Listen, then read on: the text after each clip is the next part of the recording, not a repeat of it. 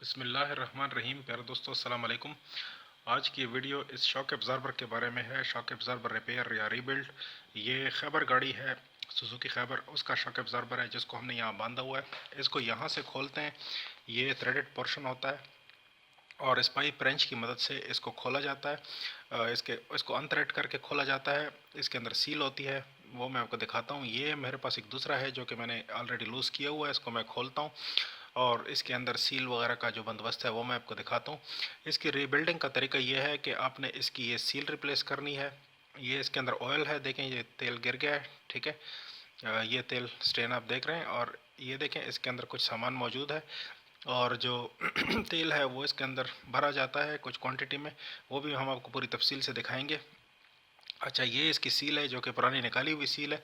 ये निकालते हुए टूट जाती है जैसा कि आप देख रहे हैं और इसकी जगह नई सील लगाई जाती है। ये ब्रांड न्यू सील है, नई, तकरीबन 50-60 रुपए की एवज आपको मिल जाती है।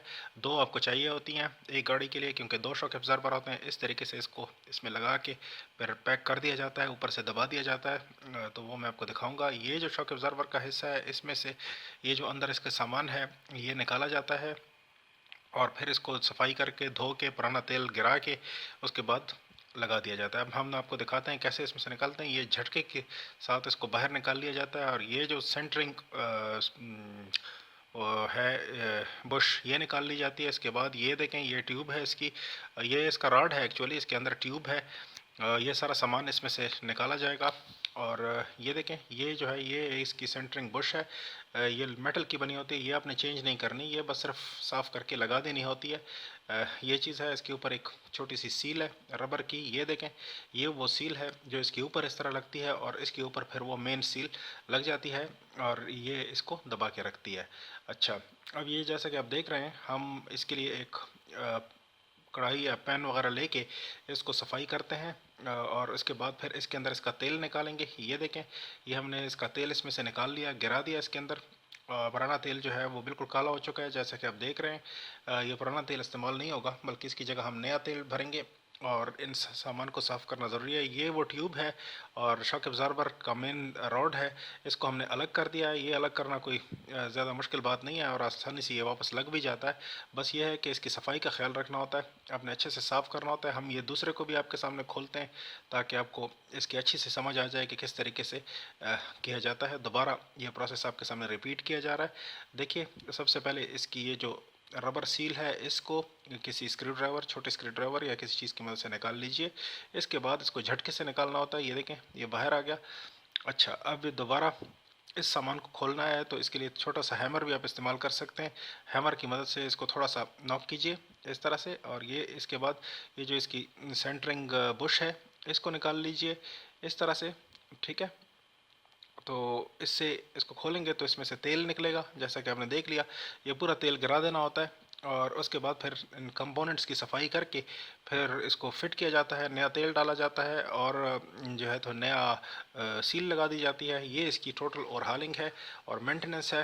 अभी हम इस सामान को रखते हैं और इस एक एक चीज़ को जो है तो केरोसिन ऑयल या पेट्रोल की मदद से आप धो लेंगे। आमतौर पे मिट्टी का तेल या केरोसिन ऑयल इस्तेमाल किया जाता है धोने के लिए, वो भी आप यूज़ कर सकते हैं। इसके अलावा पेट्रोल से, गैसोलीन से भी आप धो सकते हैं, ठीक है। जो भी आपकी प्रायोरिटी हो आप कर सकते हैं। तो अभी हम ये करते हैं कि इस सामान को धोते हुए आपको दिखाते हैं कि किस तरीके से हमने ये सारा प्रोसीजर करना है। बस सफाई का बहुत ज़्यादा ख्याल रखना होता है।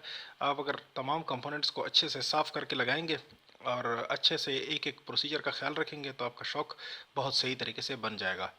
तो ये अभी देखें, इसमें हमने वो पुराना ऑयल गिरा के साफ़ करके पैन को, तो ये मिट्टी का तेल या पेट्रोल डाल के तो इसको हम एक कंपोनेंट को धो रहे हैं। अच्छे से आपने साफ़ करना है, बिल्कुल साफ़ सुथरे रैग से। इसमें जो ओवरहालिंग का जो सामान है वो आपको दो तीन चीज़ें रिक्वायर्ड हैं, तीन या चार चीज़ें। एक सील आपको चाहिए, दूसरा आपको सफाई करने के लिए तेल चाहिए, यानी पेट्रोल या मिट्टी का तेल वगैरह, और उसके बाद फिर आपको भरने के लिए तेल चाहिए और कुछ कपड़ा, साफ रैग वगैरह, वो आपको चाहिए। अब ये मिट्टी के तेल से धोया जा रहा है तो इस ट्यूब को अंदर से भी धो लेंगे, कंपोनेंट्स को बाहर से भी साफ़ करेंगे ताकि पूरी तरह सब कुछ साफ़ सुथरा हो जाए। पुराना तेल इसमें से निकालना है टोटल नया तेल पुराना तेल मिक्स नहीं होना चाहिए, बल्कि सारा जो है तो नए तेल के साथ फिट हो जाना चाहिए। ये इसकी बस एक वो होती है जो कि आपने करनी है। अच्छा, ये वाले सारे कंपोनेंट्स हम धो लेते हैं और अच्छे से साफ़ करके, और यहाँ आपने चेक करना है कि कोई चीज़ स्टेन ना लगी हो इसके अंदर। अगर ये घिसा हुआ होगा तो फिर ये काम नहीं देगा, फिर आपने या तो इसको रिप्लेस करना है या फिर मशीन शॉप में ले जाके इसको रिपेयर करवाना है। अगर ये घिसा हुआ नहीं है तो फिर ये चलेगा, क्योंकि घिसा हुआ होगा तो फिर वो नई सील के ऊपर लीक करेगा। तो वो ये एहतियात ज़रूरी है, बस ये आपने चेक करना होता है, ठीक है। और नॉर्मली जो आप एक दो तीन दफ़ा इसकी मेंटेनेंस करते हैं तो उसमें आपको घिसा हुआ नहीं मिलेगा, बल्कि सही हालत में मिलेगा। ये इसकी ट्यूब है जो कि बाहर होती है। इसके अंदर ये मेन जो रॉड है ये एक पिस्टन के तौर पे चलता है इसके अंदर, तो इसको भी हम अच्छे से साफ़ कर लेते हैं। और सारे कंपोनेंट्स, ये इसका वो टॉप वाला है जिसके अंदर सील फिक्स होगी, टॉप का कवर है इस तरह कह लें, या जो है तो इसका सील का होल्डर है, इसको अच्छे से साफ़ कर लें। और ये जो है ये इंटरनल वॉशर है या बुश है, ठीक है, सेंटरिंग बुश वो कह लें। और फिर इसके बाद हम ये सारे कंपोनेंट्स दोबारा वॉइस पे बांध के करेंगे, ठीक है। अब एक एक चीज़ को ड्राई करना है बिल्कुल अच्छे से, ताकि इसके अंदर मिट्टी का तेल वगैरह और डस्ट या मिट्टी वगैरह ये चीज़ें ना हो। और साफ़ सुथरा, बिल्कुल साफ़ सुथरे तरीके से करके हम इसमें नया तेल डालेंगे, क्योंकि अगर आप इसके अंदर मिट्टी और ये पार्टिकल्स हुए तो वो फिर नई सील को भी डैमेज कर देंगे और वो एक नुकसानदेह तरीका हो जाएगा। तो इसलिए इसको बिल्कुल साफ से इसकी हरकत देख लें कि बिल्कुल सही से हरकत कर रहा है। ये करने के बाद देखिए हमने इसको वापस कंपोनेंट्स को डाल लिया है, इस ट्यूब को और मेन रॉड को। अभी ये जो इसका सेंटरिंग पार्ट है इसको साफ़ करेंगे। सेंटरिंग बुश जो है ये इसको सेंटर करके रखती है एक्चुअली, शॉक एब्जॉर्बर के सिलेंडर, और ये जो रॉड है इसको सेंटरिंग मुहैया करती है रॉड को पिस्टन के अंदर। ये देखें, इसको इस तरीके से सीधा सीधा इसमें लगा देना है, और फिर उसके बाद दूसरे कंपोनेंट्स भी लग जाएंगे। ये देखें, ये इसकी जो टॉप है उसमें ये सील बिठा दी गई है, सिर्फ डाल दी गई है। ये सील देखें, ये बिल्कुल एक सीध में इसको में लगी होनी चाहिए। अगर ये सीध में नहीं होगी तो फिर इसको लगाने में तकलीफ़ पैदा होगी, जो कि अच्छी बात नहीं है, उससे प्रॉब्लम पैदा होती है। तो हम इसको बिल्कुल सीध में कर देंगे। अगर ये सीध में हो तो फिर तो ठीक है, और फिर इस तरीके से चेक कर देंगे। उसके बाद एक प्लेन कोई चीज़ लेके, ये इस वक्त वॉल पुराना वॉल है, इसके ज़रिए हम इसको बिठा दिया है, नॉक कर दिया इसको, हैमर कर दिया इसके अंदर, ठीक है। और अब ये सील बैठ चुकी है। सील का एहतियात रखनी है कि सील टूट ना जाए लगाते हुए, और अच्छे से लगे ताकि वो सील कर सके।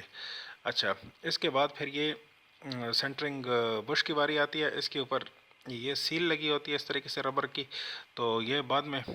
अब ये देखिए, ये हम आपके सामने कर रहे हैं, ये सामान इसमें डाल लिया है, ये ट्यूब वगैरह। इसके बाद फिर इसमें तेल भरना है, और तेल कितना भरना है ये हम आपको दिखाएंगे। ये इस ट्यूब, जो अंदर की ट्यूब आपने देखी है, उसकी लेवल तक ये तेल आना चाहिए, ठीक है। ये इसमें तकरीबन हाफ़ क्वार्टर का हाफ़ जो है, आपको टोटल हाफ़ क्वार्टर तेल चाहिए। तेल आप कोई भी इस्तेमाल कर सकते हैं। पतला लुब्रिकेंट मोबिल ऑयल जो है वो भी काम देगा, हाइड्रोलिक ऑयल भी काम देगा। वैसे इसके लिए हाइड्रोलिक ऑयल होता है, लेकिन पतला मोबिल ऑयल जो है वो भी हाइड्रोलिक तेल की तरह ही काम करता है। तेल तकरीबन सारे एक ही जैसे होते हैं, इसको कंफ्यूज ना कीजिए, ठीक है। कुछ लोग बहुत ज़्यादा इसमें स्पेसिफिक हो जाते हैं, इसकी ज़रूरत नहीं है। बस आपने ऐसा तेल डालना है कि जो कि आपको हाइड्रोलिक प्रॉपर्टी मुहैया कर सके, बहुत गाढ़ा ना हो।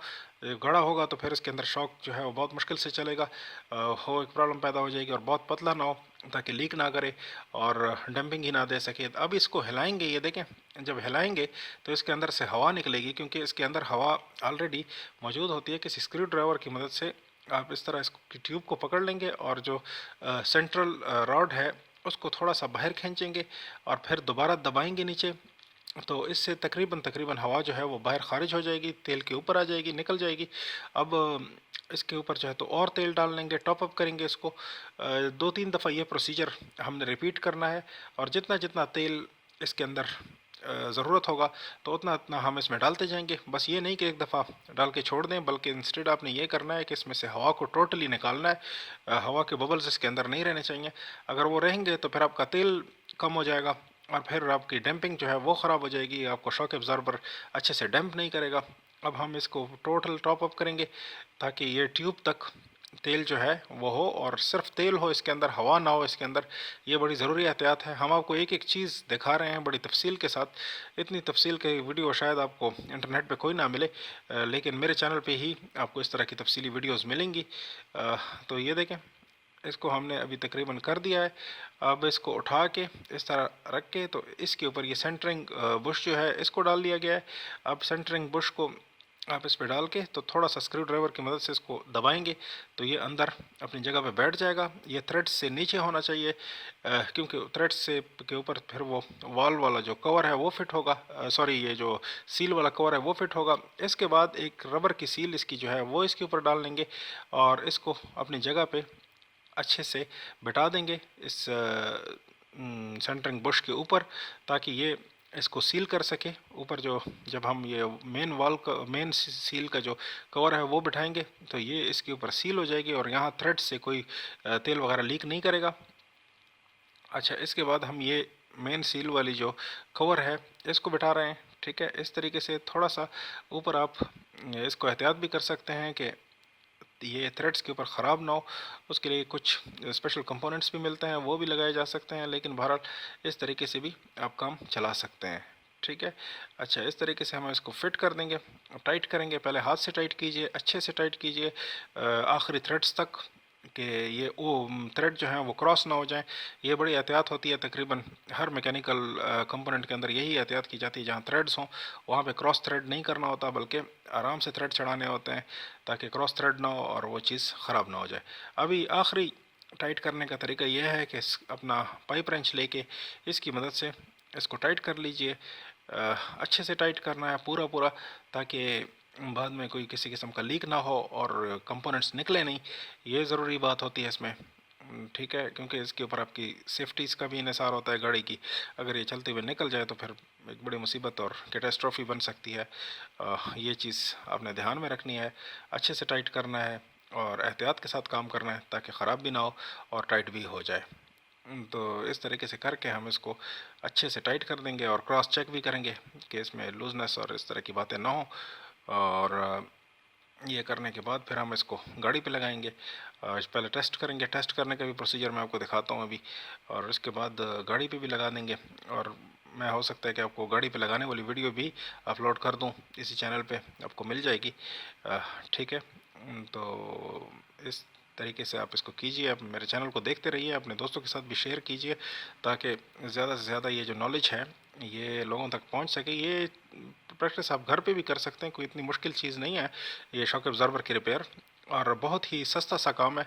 अगर आप इसको अपने घर पे करना चाहें तो बहुत ही कम कीमत में अपनी गाड़ी के शॉक्स आप रिपेयर कर सकते हैं। अब देखें, इसको हमने उल्टा दिया। ठीक है, अब ये टेस्ट करने का मरहला आता है, तो इस तरह आप इसको दबाएंगे, ये दबा के आप छोड़ेंगे तो वापस आना चाहिए, और दबाने में भी ठीक ठाक इसको ज़ोर लेना चाहिए। ठीक है, जो ख़राब शॉक होगा वो आराम से नीचे जाएगा, वापस नहीं आएगा, और जो सही आपने बनाया हुआ शॉक होगा वो वापस भी आएगा और अच्छा खासा ज़ोर लेके करेगा। तो ये है इसकी टेस्टिंग।